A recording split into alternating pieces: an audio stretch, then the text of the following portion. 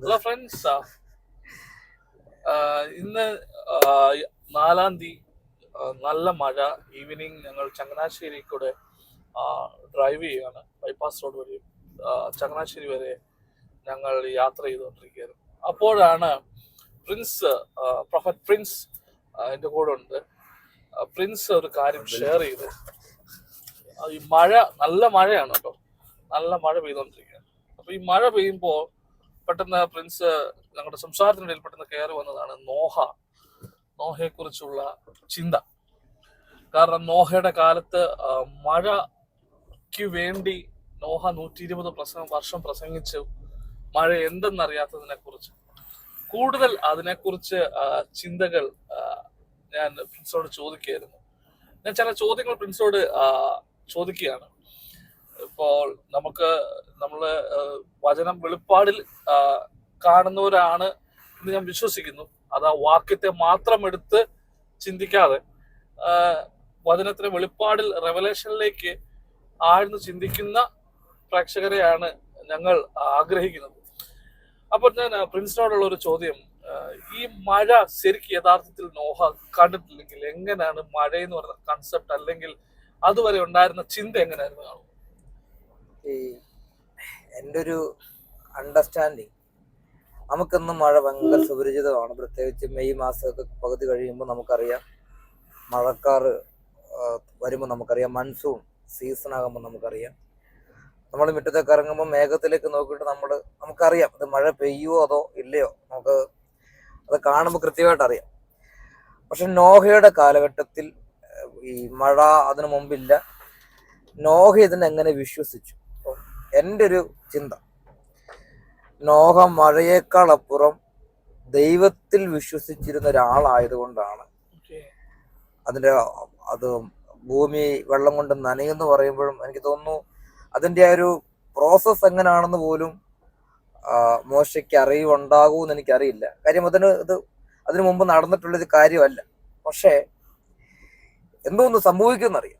അത് വെള്ളം ഭൂമിയിൽ വരുമെന്നറിയാം, ഭൂമി വെള്ളം കൊണ്ട് നിറയുമെന്നറിയാം. ഇതെങ്ങനെയാണ് സംഭവം, ഇതിന്റെ ഈ പ്രതിഭാസം എങ്ങനെയാണ് സംഭവിക്കുന്നത് എന്നൊരു ഐഡിയ നോഹയ്ക്കില്ല എന്ന് തന്നെയാണ് എൻ്റെ വിശ്വാസം. പക്ഷെ നോഹ ദൈവത്തെ വിശ്വസിച്ചു.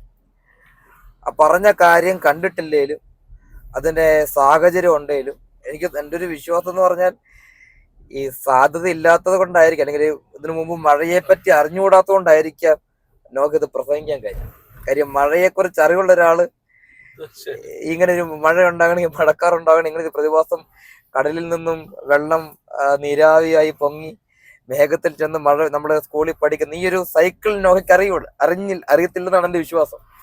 അതുകൊണ്ടായിരിക്കാം നോഹയ്ക്ക് ഇതിനെപ്പറ്റി ഒരു ഐഡിയ ഇല്ലാത്തതുകൊണ്ടായിരിക്കാം നോഹ കണ്ണടച്ച് വിശ്വസിച്ചത്. പിന്നെ നോഹ മഴയേക്കാൾ, ആ ദൈവപ്രവൃത്തിയേക്കാൾ ദൈവത്തെ വിശ്വസിച്ചിരുന്ന ഒരാളായിരുന്നു. അപ്പൊ എൻ്റെ ഒരു അതിനകത്ത് എനിക്ക് പറയാനുള്ളൊരു പ്രധാന കാര്യം, നമ്മളോട് ദൈവം വാഗ്ദത്തങ്ങളും ദൂതുകളും ആലോചനകളും എല്ലാം പറയും.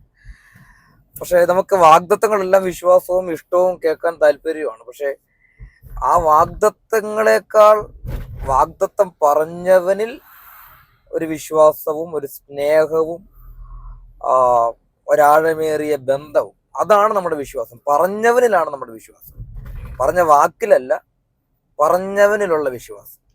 ശരിക്കും അന്നത്തെ ജനം മോശയുടെ വാക്ക് ആരും അനുസരിച്ചില്ല എന്നാണ് ബൈബിളിൽ കാണുന്നത്. കുടുംബം അല്ലാതെ വേറെ ആരും വിശ്വസിച്ചില്ല. കാരണം മഴ എന്ന് പറയുന്നതിനെ കുറിച്ച് അവർക്ക് അറിയുകയില്ല.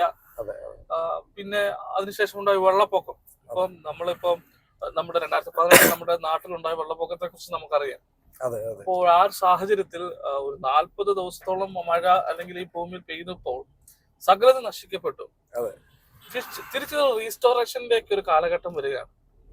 അപ്പോ ഈ മഴയ്ക്ക് ദൈവം കൊടുത്തൊരു അടയാളമുണ്ടല്ലോ, മഴവിൽ എന്ന് പറയുന്നത്. ഇനി മേലാൽ ആരെയും ഇനി ജലപ്രളയത്താൽ ഒരു ജഡ്ജ്മെന്റ് ചെയ്യില്ല എന്നൊരു ദൈവം കൽപ്പനയുണ്ട്. പക്ഷെ ഇപ്പോഴും മഴ വരുന്നുണ്ട്. പക്ഷെ ഈ മഴ നമ്മളെ എപ്പോഴും അതിലേക്കാണ് ഒരു ജഡ്ജ്മെന്റിലേക്കായിരിക്കുമോ സത്യം പറഞ്ഞാൽ നമ്മളെ ഇത് ഓർമ്മപ്പെടുത്തുന്നത്? ശരിക്കും ഒരു മഴ കാണുമ്പോൾ ഒരു ജഡ്ജ്മെന്റ് ആയിരിക്കും ആക്ച്വലി നമ്മളെ ഓർമ്മപ്പെടുത്തുന്നത്. അന്നത്തെ കാലത്തേക്ക് നമ്മളെ ഓർമ്മ കൊണ്ടെത്തിക്കാനാണോ ഇതിപ്പോ ഒരു നമ്മളെ ഒരു ഇരുണ്ട മഴ, നമുക്കൊരു വെള്ളപ്പൊക്കമൊക്കെ ഒരു ഇടയ്ക്കിടയ്ക്ക് വരുന്നതൊക്കെ നമ്മളൊരു ആ ഒരു ജഡ്ജ്മെന്റിലേക്ക് എത്തിക്കാൻ വേണ്ടിയാണോ ദൈവം അങ്ങനെ ഒരു ഓർമ്മ വെച്ചിരിക്കുന്നത്? അതങ്ങനെ അല്ലെന്ന് ഉള്ളതാണ് എൻ്റെ ഒരു വിശ്വാസം. ഞാൻ ഇതിനകത്ത് ഈ സംസാരിക്കുന്നതെല്ലാം എൻ്റെ ഒരു കാഴ്ചപ്പാടും എൻ്റെ ഒരു പെർസ്പെക്റ്റീവ് എന്നുള്ള ആൻസറാണ് പറയുന്നത്. ഇപ്പം ആ കാലഘട്ടത്തിൽ മഴ പെയ്തപ്പോൾ അത് ദൈവത്തിൻ്റെ ഒരു പർപ്പസ് ഉണ്ടായിരുന്നു. ആ സമയത്ത് ഭൂമി മുഴുവൻ വെള്ളം കൊണ്ട് നിറഞ്ഞു.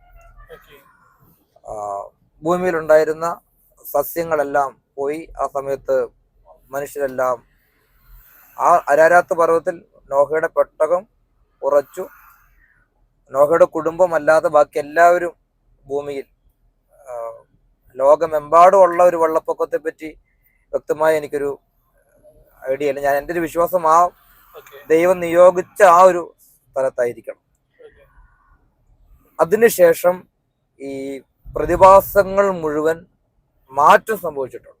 അതുകൊണ്ടാണ് ഇന്നും ഈ മഴയുടെ പ്രസക്തി വരുന്നത്. ഇന്ന് ഒരു വൃക്ഷം വളരണമെങ്കിൽ അതിന് വെള്ളം വേണം, അതിന് മഴ പെയ്യണം.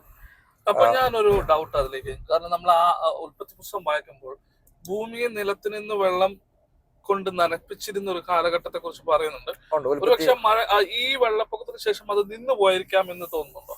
അത് പക്ഷെ അങ്ങനെ ഒരു പ്രതിഭാസം നിന്ന് സ്റ്റോപ്പായി എന്ന് തോന്നുന്നുണ്ടോ? പ്രതിഭാസം ഭൂമിയുടെ ഉള്ളിലുള്ള നനവ്, എനിക്കിതിനെ സയന്റിഫിക്കലി പറയാൻ എനിക്കറിയില്ല. ഇന്നും എൻ്റെ ഒരു ഇതില്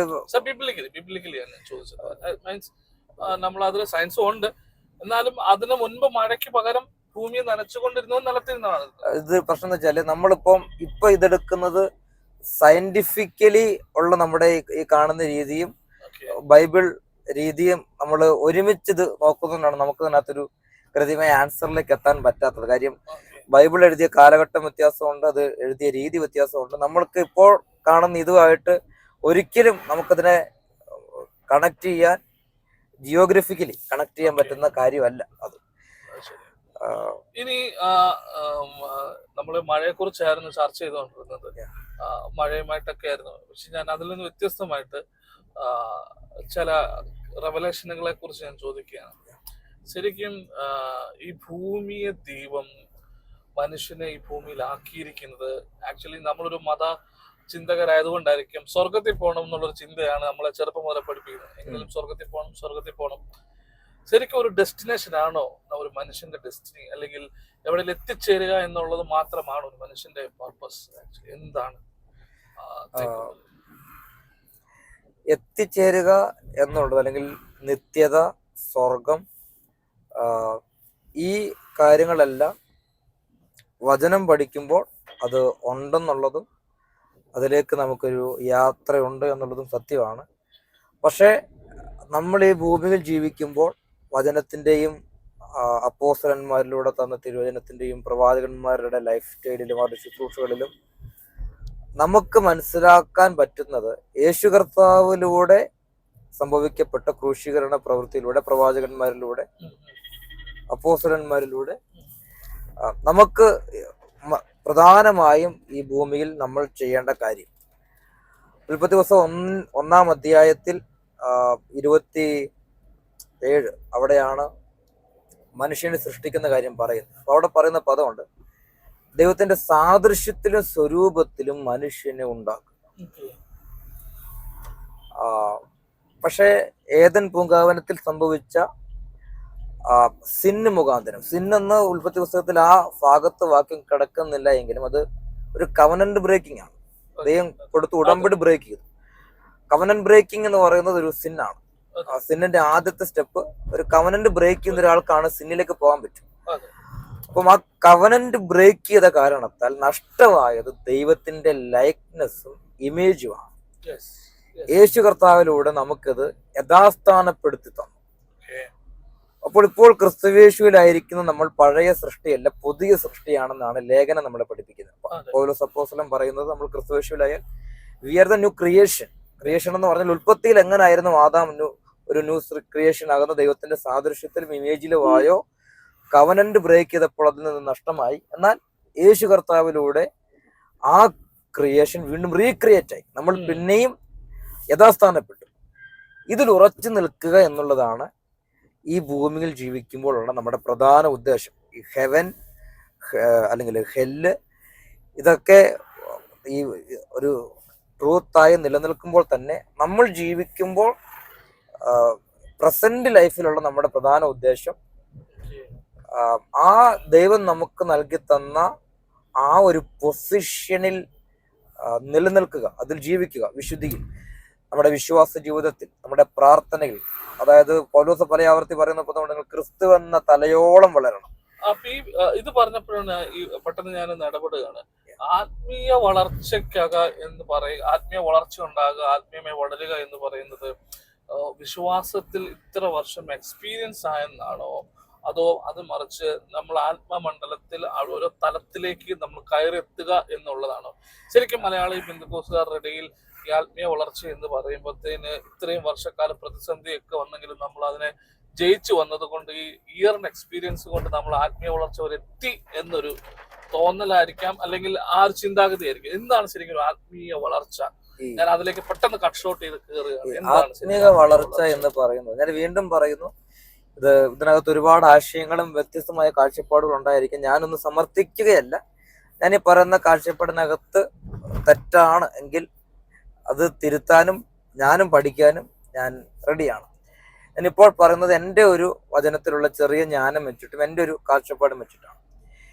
ഈ ആത്മീക വളർച്ച എന്ന് പറയുന്നത് നമ്മൾക്കൊരിക്കലും നമുക്ക് ഒറ്റ നോട്ടത്തിൽ മനസ്സിലാക്കാൻ പറ്റുന്ന ഒരു കാര്യം. ഉദാഹരണം പറഞ്ഞാൽ ഞാനും ബ്രദറും തമ്മിലുള്ള ആത്മീക വളർച്ച, ഇതിനെ നമുക്ക് മാനുഷികമായിട്ട് നമ്മുടെ ഒരു പൈതൃകം കൊണ്ടോ പാരമ്പര്യം കൊണ്ടോ പെന്തക്കോസ്തിൽ വന്ന വർഷം കൊണ്ടോ സ്നാനപ്പെട്ട ആ ഒരു വർഷത്തിന്റെ എക്സ്പീരിയൻസ് വെച്ചോ നമുക്ക് ഡിഫൈൻ ചെയ്യാം. പക്ഷെ കർത്താവോ അല്ലെങ്കിൽ തിരുവചനവോ ഡിഫൈൻ ചെയ്യുന്നത് അങ്ങനെയല്ല. അതിനെ ഒരു ഉദാഹരണം പറഞ്ഞാൽ, സ്ത്രീകളിൽ നിന്നും ജനിക്കപ്പെട്ടവനിൽ ഏറ്റവും വലിയത് യോഹന്നാനാണെന്നാണ് യേശു പറയുന്നത്. അടുത്ത വാക്ക് പറയുന്നു, എന്നാൽ ദൈവരാജ്യത്തിൽ ജനിക്കുന്ന ഒരു ശിശു ആ യോഹന്നാനേക്കാൾ വലുതാണ്.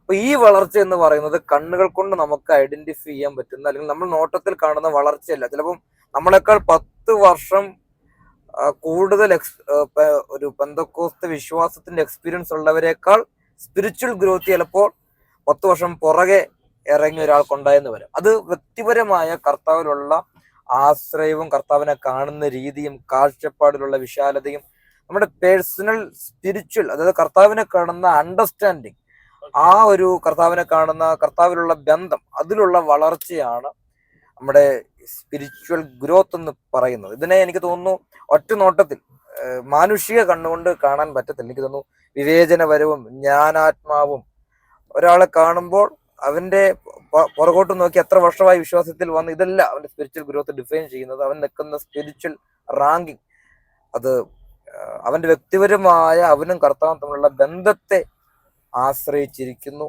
എന്നുള്ളതാണ് എൻ്റെ ഒരു വിശ്വാസം. പിന്നെ ഈ സ്പിരിച്വൽ ഗ്രോത്ത് ഡിപ്പെൻഡബിൾ ആണ്. അതിനകത്ത് ഈ ഭൗതിക സ്റ്റാറ്റസുകളൊന്നും ഈ സ്പിരിച്വൽ ഗ്രോത്തുമായി ബന്ധമുള്ള കാര്യമല്ല.